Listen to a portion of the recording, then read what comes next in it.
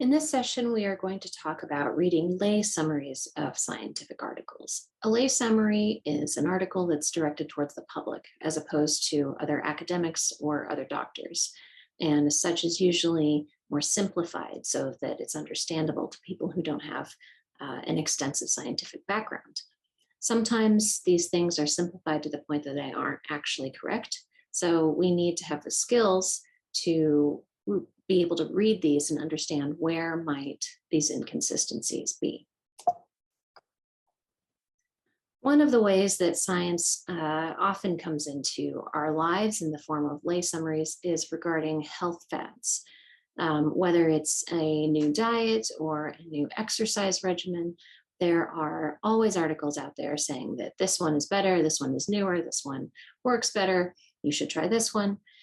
And what we need to be able to do is read between the lines in these lay summaries to try to understand what was the actual science behind this summary.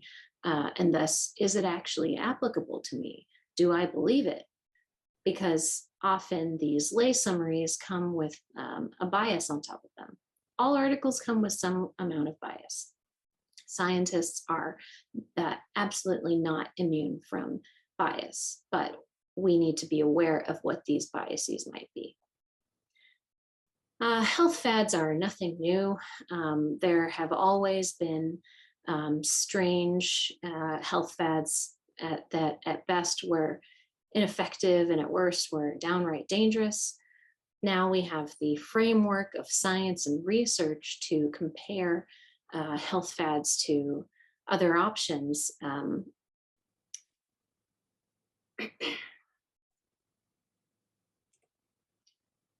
Health fads are nothing new. These have been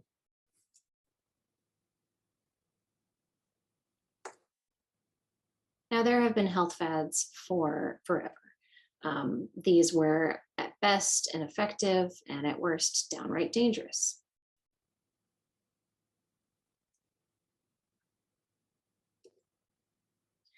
Health fads with little to no scientific background are nothing new. In the past, we have had plenty of examples of health fads that were at best ineffective and at worst downright dangerous. Because these were not sufficiently researched, these products did a lot more harm than good. A few examples. Here, just about 100 years ago, it was suggested that inserting radium samples into one's rectum would combat impotence in men. We now know, of course, that radiation is dangerous and you absolutely would never want to put it inside your body anywhere. Lead paint used to be used as foundation to achieve the pale face that women in the Elizabethan era preferred. Coating your body in lead, also a terrible idea. And cough syrup in the 1800s frequently included a wide range of compounds that can be quite dangerous. This one including alcohol, cannabis, chloroform, and opioids. So back to the current day, a case study. This article here, you can see the URL down here, from Stylist is talking about the Norwegian phenomenon known as friluftsliv, which means open air living. So read this article and think to yourself, what claim does it make? It's claiming that implementing the mindset of friluftsliv will improve your mental health. So let's think about some of the biases here. Does the author have an incentive to get you to read the article, to bring you in, to give you a certain answer, to get you to click on more things? Well, websites make money per click, and if you have a more exciting headline, people are more likely to click on it. This is clickbait. What promises or what assumptions does this article make? It's assuming that you're currently unsatisfied with your life, and it is claiming that this article has the key to your happiness. So it takes you down this path here, starting with friluftsliv, talking about mental health, then into keto diets, and then yoga, makeup tips, style hacks, and finally into suggested products. One thing to note is how many links there are in this article to other articles on the Stylist website. Hot topics. Frequently, articles will use hot topics to get your attention and bring you in. So some of the ones that are mentioned here, health, mental health. it's great that this is a hot topic, but we do need to take a critical eye to articles that are claiming to talk about mental health.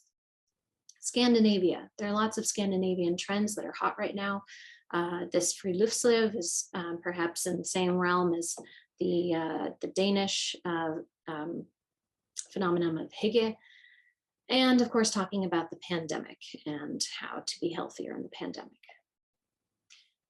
One of the things to take a look at is what products are placed throughout the article. Are there products that you're encouraged to buy to live this healthy lifestyle that they're talking about? And yes, there are. They suggest buying rain boots, hiking boots, a rain jacket, and this might lead you to also buy some books on Scandinavian living. So the claim up front is implementing this mentality of friluftsliv will improve your mental health. But the message behind this is you need to buy our products and click on our articles to successfully live this way. Ergo, buying our products and clicking on our articles will make you happy. So we can tell that while there is perhaps some science behind the article, here primarily they are using it as advertising. What about the study that this is actually reporting on? So here is a link to the article that they are talking about, which found that people who spend at least 120 minutes outside per week reported higher levels of well-being. Does this mean that being outdoors makes you happy?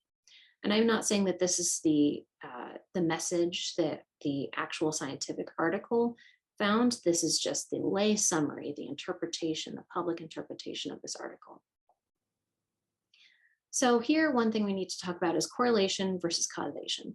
Correlation is how closely linked two things are. Do they tend to happen together? Causation is one actually causing another one. So in this example here, we have one individual coming up saying, another huge study found no evidence that cell phones cause cancer. What was the WHO thinking? And the person with the hat says, well, no, they got it backward. Looking at this graph here of total cancer incidence and cell phone users, they have concluded that cancer causes cell phones. Obviously, this is silly. This is an example where we're talking about correlation versus causation. So bringing this back to the article about being outside, time outside and well-being may be related, but it doesn't mean that one directly necessarily causes the other. There are other confounding variables that may be the real cause of the extra happiness. For instance, people who are able to spend a lot of time outside might generally be healthier. They might live in a nicer neighborhood with better access to outdoor space that is pleasant. They might work fewer hours. They might have more friends or family or pets that they can spend time outdoors with, and they might not have certain stressful life events going on, such as a move, a divorce, or having a sick family member that would take away from their time being outside. So these are all variables that could be related to that are most likely related to happiness and could also be related to being outside. It doesn't mean that being outside and happiness are directly related to each other. So now take a moment to think about other possible confounding variables that you can think of that might be more directly related to happiness or more directly related to being outside. Continuing to talk about confounding variables, let's say you find that people who own VCRs are more likely to have heart failure. Does this mean that VCRs cause heart failure? Well, think about some variables that could influence your data. The most important one being age. In this day and age, older people are almost definitely the ones who own a VCR, and they are, of course, also the ones who are more likely to have heart issues. So how do we account for confounding variables in scientific studies? And this is something that we'll go into a lot more detail in the research design section of the course, but just a few examples. One way that we can do this is restriction. So only using a subset of subjects, only using subjects in the study that are the same demographic, such as 30 to 50-year-old men who don't smoke. We might match subjects. So this would be comparing similar subjects so that the only difference between them is the variable that you're interested in, comparing one woman of a certain age to another woman of the same age, for example. And randomization.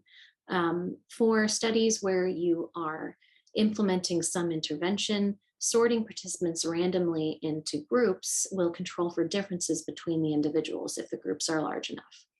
If the sorting into groups is not random, it might be that there is some underlying characteristic of your groups that is actually causing the difference that you're seeing, as opposed to the variable that you're interested in. So let's say that you are doing a study to see if a vitamin supplement promotes weight loss.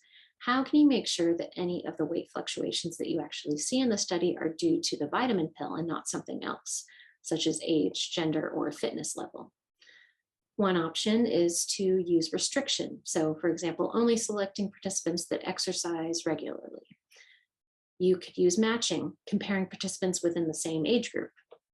And you can use randomization. So randomly sorting participants into one group that receives the vitamin pill that you're interested in and another group that receives a placebo or a fake pill.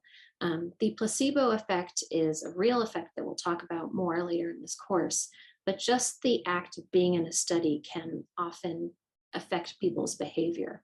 So it is important that you have a placebo control to say that the intervention that you're testing is actually the one that's causing whatever outcome you see, as opposed to just the effect of being in a study. And now just some fun examples of correlation not equaling causation.